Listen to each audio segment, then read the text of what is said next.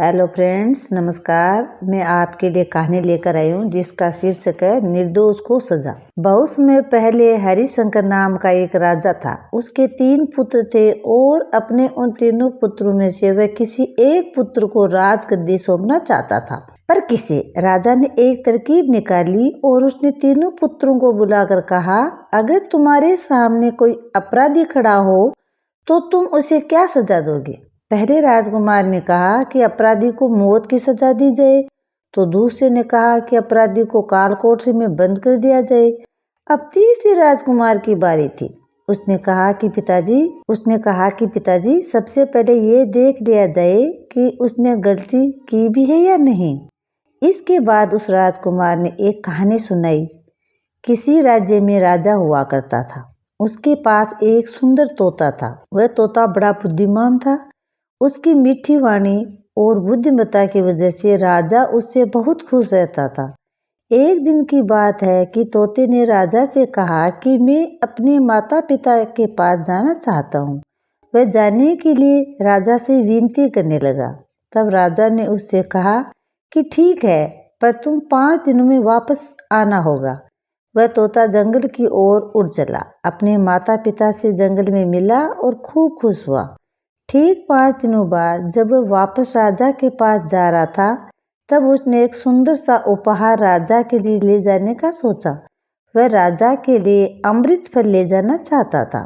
जब वह अमृत फल के लिए पर्वत पर पहुंचा, तब तक रात हो चुकी थी।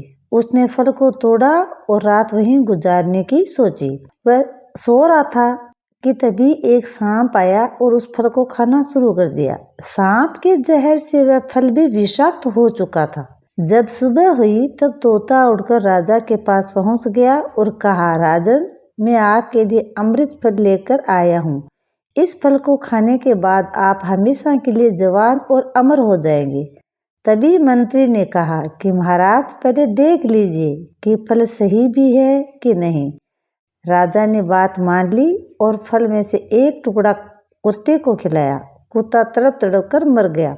राजा बहुत क्रोधित हुआ और अपनी तलवार से तोते का सिर धड़ से अलग कर दिया। राजा ने वह फल बाहर फेंक दिया। कुछ समय बाद उसी जगह पर एक पेड़ उगा। राजा ने सख्त हिदायत दी कि कोई भी इस पेड़ का फल ना खाए, क्योंकि राजा को लगता था कि यह अमृत फल विषाक्त होते हैं और तोते ने यही फल खिलाकर उसे मारने की कोशिश की थी।